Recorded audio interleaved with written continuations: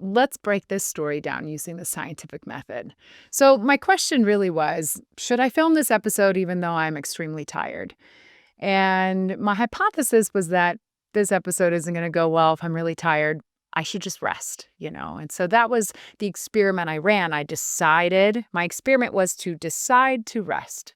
And the data that I collected was that my inner critic spoke up very loudly to let me know I was being lazy and that I was a failure.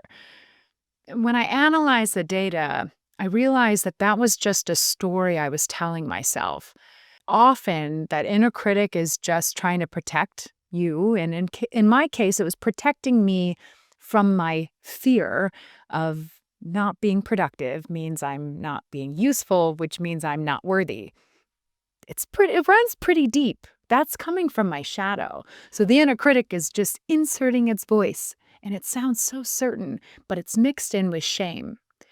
So my conclusion from all of this was that I didn't have to believe that story, that I was a failure or that I was lazy. My conclusion was that I made a good choice. The experiment to decide to rest was a great choice. And so I did just that. 1, 2, whoo!